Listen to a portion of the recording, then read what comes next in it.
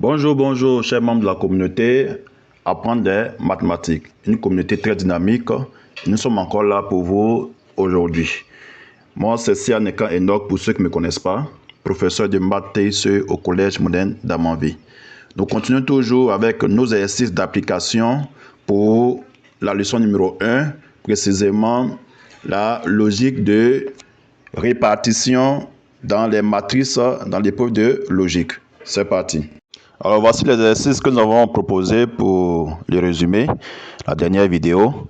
Et là, nous avons 4 exercices. On a déjà corrigé le premier exercice. Et aujourd'hui, nous sommes pour les 3 autres exercices. Donc, allons-y pour la correction de l'exercice numéro 2. Exercice numéro 2. Quelle case numérotée complète logiquement la matrice? Alors, voici la matrice qui est là. Et on remarque que dans chaque case, il y a 2 colonnes de rond. Sur chaque colonne, on a 2 noirs et un blanc.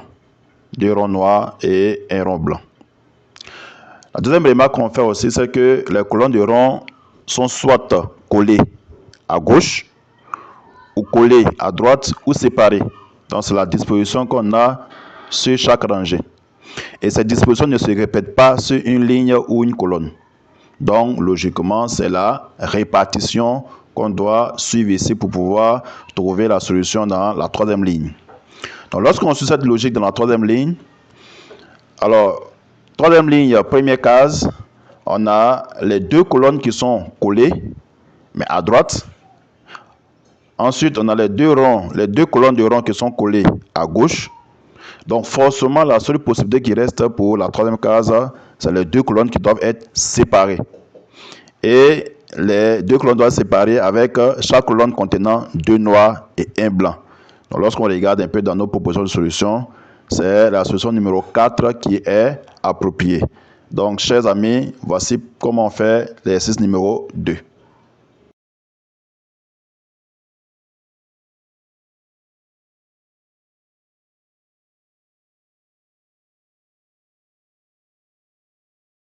Exercice numéro 3. Nous avons un carré, une matrice ici, et la consigne elle est toujours la même. Quelle case numérotée complète logiquement la matrice? Bien.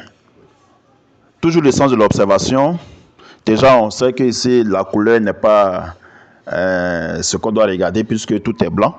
Les figures sont blanches, donc ça, c'est pas la couleur qui nous intéresse ici, c'est plutôt la forme. Alors, chaque rangée est subdivisée en 2 compartiments. C'est-à-dire, en haut, on a soit un cœur ou un pic ou un trèfle.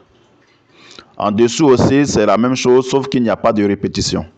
Donc, s'il n'y a pas de répétition, c'est que c'est une logique de répartition. Donc, lorsqu'on suit cette même logique dans la 3e ligne, alors on se rend compte qu'en haut, au niveau de la 3e rangée, on a un trèfle. Après, on a un cœur. Donc, logiquement, on doit avoir un pic dans la 3e case. Et en dessous, première case, on a un pic. Après, on a un trèfle. Donc, logiquement, on doit avoir un cœur. Donc, ce qui correspond à la solution, c'est-à-dire en haut, un pic et en bas, un cœur plutôt, c'est la solution numéro 5. Donc, vous voyez que dès l'instant qu'on a maintenant maîtrisé et qu'on a aiguisé nos centres d'observation, les réponses vont très très vite. Donc, chers amis, vraiment, bossez, entraînez-vous et vous aurez des résultats. Passons à la dernière, à la dernière résolution, c'est le dernier exercice.